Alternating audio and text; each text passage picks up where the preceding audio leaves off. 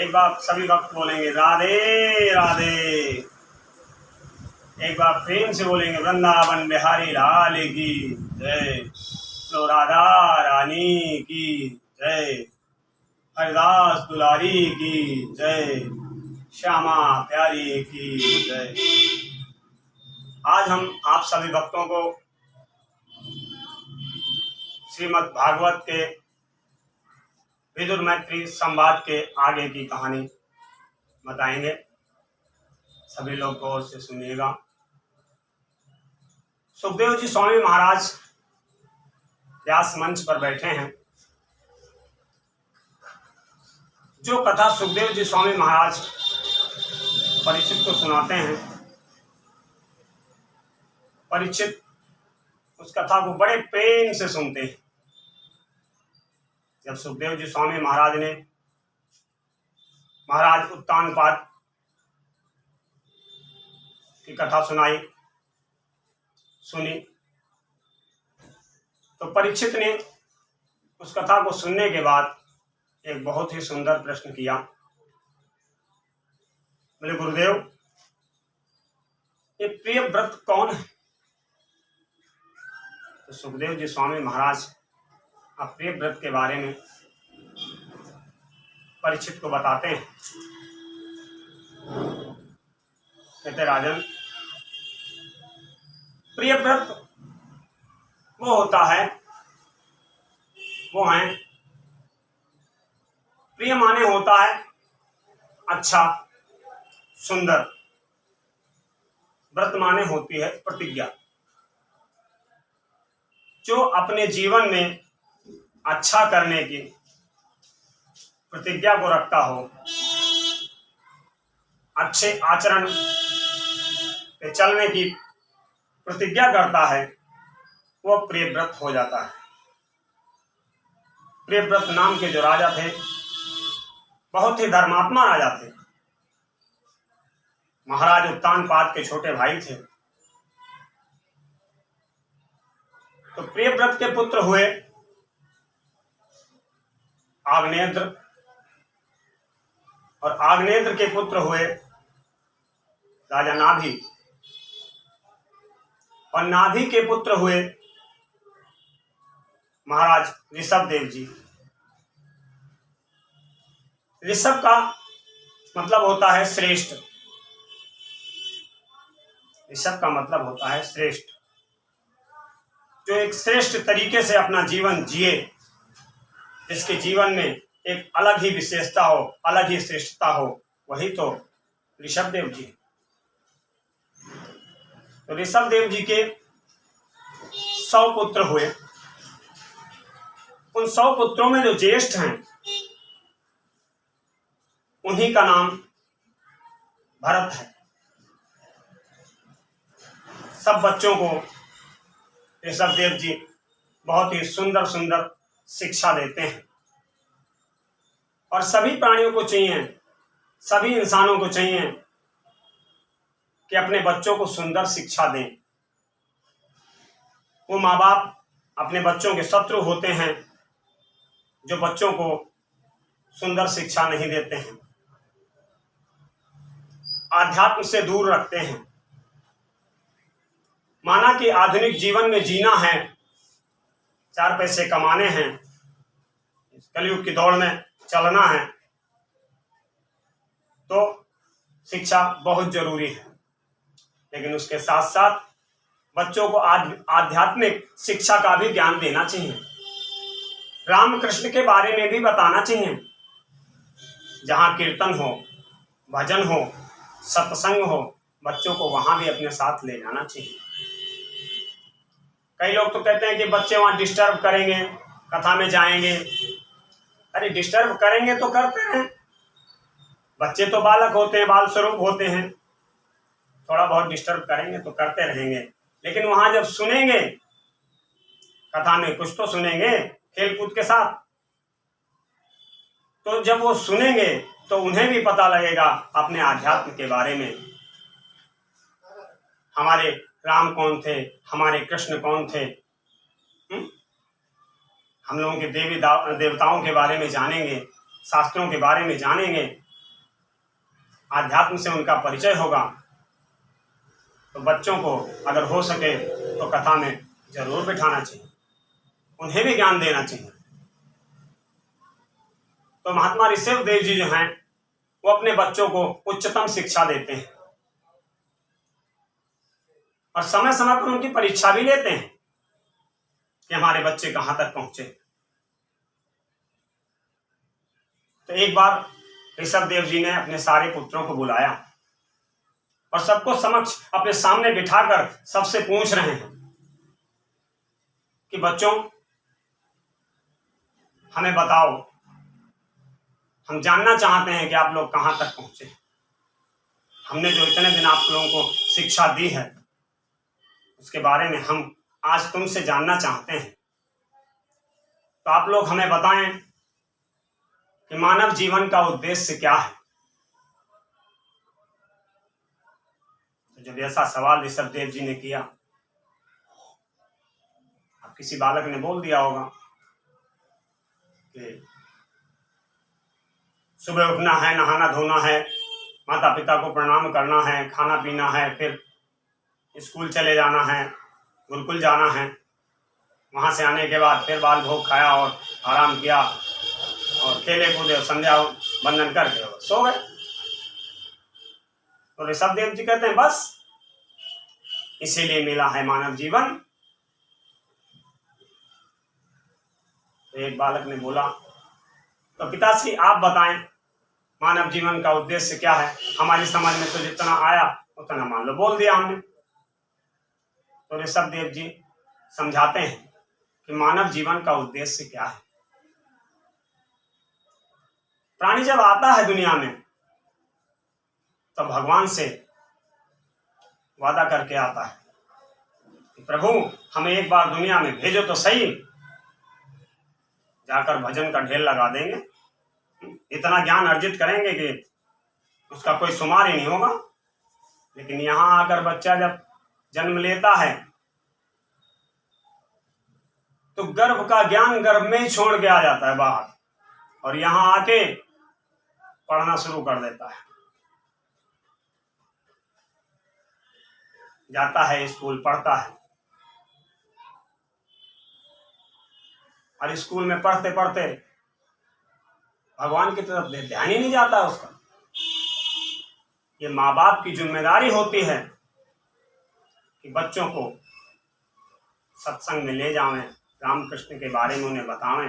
किताबें पढ़ना बहुत जरूरी है, क्योंकि आधुनिक जीवन में रहना तो पढ़ना तो पड़ेगा ही, उसके साथ साथ ज्ञान भी जरूरी है। तो ऋषभ देव जी कहते हैं बच्चों, संतों की सेवा करनी चाहिए, अच्छे कार्य करने चाहिए, किसी का बुरा नहीं करना चाहिए, और हो सके तो इस मन की डोर को भगवान के चरणों में बांधने की कोशिश करनी चाहिए, उनके भजन करने चाहिए। आध्यात्म का ज्ञान कैसे होता है? जब तक किसी ज्ञानी पुरुष की शरण में बैठोगे नहीं, उससे चिंतन की प्रक्रिया को जानोगे नहीं, तब तक ज्ञान आगे कैसे बढ़ेगा। तो ऋषभ देव जी बड़ा प्यार से अपने बच्चों को समझा रहे हैं। तो एक बच्चे ने उसमें से सवाल कर दिया कि पिताश्री ये बताओ, जैसे आपने कह दिया कि संतों की सेवा करो, दान धर्म तक तो समझ में आया कि दान करना है, भूखे को भोजन कराना है, अच्छे रास्ते पे चलना है, लेकिन आपने जो बताया कि संतों की सेवा करो, तो पिताश्री आप ये बताएं संत क्या है, हम संत को कैसे पहचाने, महात्मा को कैसे पहचाने, उसके लाल पीले परिधान से पहचाने, या उसकी वार्तालाप से पहचाने, या उसके चलने के तरीकों से पहचाने, या उसकी लंबाई चौड़ाई देख के पहचाने, मतलब पहचाने कैसे कि संत क्या है। तो महात्मा ऋषभ देव जी संत की परिभाषा बताते हैं, संत के बारे में अपने बच्चों को बताते हैं। कहते बच्चों, किसी संत को अगर देखना है, पहचानना है, तो उसके 2 4 5 लक्षण तुम्हें मैं बता देता हूं। 5 लक्षण मैं बताता हूं। वो लक्षण तुम्हें जिसमें दिखाई दें वो निश्चित रूप से संत है। तो वो लक्षण कौन कौन से हैं? सौहार्द दृष्टि वाला होना चाहिए संत, जिसकी दृष्टि सबके लिए सम हो, सब पे एक दृष्टि रखता हो, प्रेम से सबको एक नजर देखता हो, सौहार्द दृष्टि होनी चाहिए। चित्त जिसका सम हो, जिसके चित्त में क्षमता होनी चाहिए। क्रोध जिसको आता ना हो, जिसने क्रोध पर विजय पा रखी हो। प्रशांत जिसका मन हो, चित्त सम हो, प्रशांत जिसका मन हो, क्रोध पर जिसने विजय पा रखी हो, समचित्त, प्रशांत, सौहार्द दृष्टि वाला, सबको एक नजर देखने वाला, परोपकारी हो, सब पे परोपकार करता हो, सबके लिए अच्छा सोचने वाला। ऐसे लक्षण तुम्हें जिसमें दिखाई दें वो निश्चित रूप से संत है। फिर वो लाल पीला पहनता है तो भी संत है, जींस पैंट पहनता है तो भी संत है, धोती कुर्ता पहनता है तो भी संत है।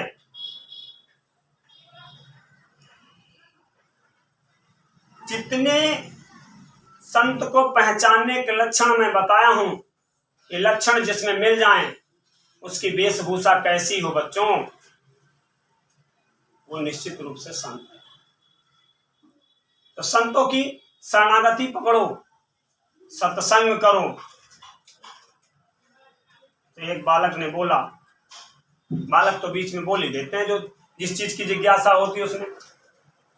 तो पिताश्री, इसका मतलब संत की शरणागति करेंगे तो शरण में रहेंगे तो फिर हमको उससे लाभ होगा कि भगवान जी मिलेंगे? बोले हाँ बिल्कुल मिलेंगे।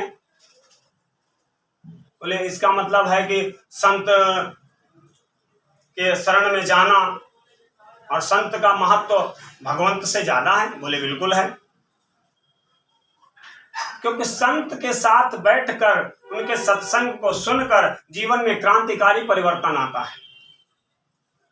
संत दर्शन देव दर्शन से बड़ा है। अब जैसे आप लोगों ने महाभारत कितनी बार देखी होगी, सुनी होगी। भगवान कृष्ण दुर्योधन को कितनी बार मिले? सैकड़ों बार मिले होंगे। क्या उसके जीवन में कोई परिवर्तन आया? नहीं आया। लेकिन संत का दर्शन, संत का सत्संग इंसान के जीवन में क्रांतिकारी परिवर्तन लाता है। बच्चों को बात समझ में आने लगी, पिताश्री क्या समझा रहे हैं। समझाकर पिताश्री की अवस्था भी हो रही थी,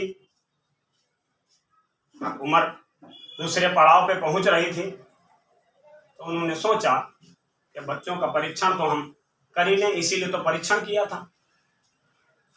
सब बच्चों को समझाकर महात्मा ऋषभदेव जी ने संन्यास ले लिया। राजपाट अपने बेटा ज्येष्ठ पुत्र जो उनके भरत हैं उनको दे दिया कि अब आप संभालो और हमें हमारा काम करने दो, हमें भजन करने दो। महात्मा ऋषभदेव जी चल दिए, दूर जंगल में जाकर अपनी पर्ण कुटी बनाई और वहीं भजन करने लगे। अब उधर से कोई चरवाहा जा रहा होगा, गाय चराता हुआ, तो उसने देखा कोई बाबा आया है और समाधि लगाए बैठा है। उसने जाके गांव में बता दिया सबको कि गांव के बाहर जंगल में वो पर्णकुटी बना के एक महात्मा जी रहते हैं, बहुत तेज है, उनके माथे पे बहुत चमक रहा है उनका मस्तक, बहुत ज्ञानी लगते हैं। अब गांव वालों की भाई तो लाइन लग गई वहां पे, सब पहुंचने लगे, बाबा जी प्रणाम, बाबा जी प्रणाम। कोई हाथ की रेखा दिखावे, कोई माथे की रेखा दिखावे, कि बाबा जी हमको बताओ, बाबा जी हमको बताओ। तो ऋषभदेव जी कहते हैं कि मैं कुछ नहीं जानता। ऋषभदेव जी कहते हैं मैं कुछ नहीं जानता, कि सिर्फ भगवान का भजन करो वही सत्य है। लेकिन गांव वाले माने तब ना, गांव वालों को तो चमत्कार चाहिए। ऐसे हाथ करो तो चिड़िया बन जाए, ऐसे हाथ करो तो कबूतर बन जाए। दुनिया चमत्कार ढूंढती है। अरे कभी आपको संत मिले तो उनके पास जाकर कभी ये मत पूछो कि बेटे की नौकरी लगेगी कि नहीं लगेगी, घर में बहू सुशील आएगी कि नहीं आएगी। संत से कभी ऐसे सवाल नहीं करने चाहिए। अरे संत अगर मिल जाए तो उससे ये पूछो कि भगवान कैसे मिलेंगे, कैसे मिलेंगे भगवान, संत से ये पूछो। बोलो संत भगवान की जय। तो संत अगर आपको मिल गया तो उससे बस भगवंत से मिलने की ही कामना करनी है, उससे ही पूछना है कि भगवंत कैसे मिलेंगे। क्योंकि चमत्कार तो ये जादूगरों के काम है। बंगाल में देखो कितने सरकार पड़े हैं, पता नहीं कौन कौन से सरकार हैं, घर घर जादू चलता है, खूब दिखाते हैं व्यास मंच पे, बन के जादूगर बैठे, लगाए मंच वहां।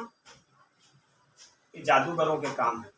संत कभी चमत्कार दिखाता नहीं है, कभी चमत्कार नहीं दिखाता संत। और अगर हो जाए वो ऑटोमेटिक होते हैं चमत्कार। संत के चमत्कार ऑटोमेटिक होते हैं, वो कभी करता नहीं चमत्कार।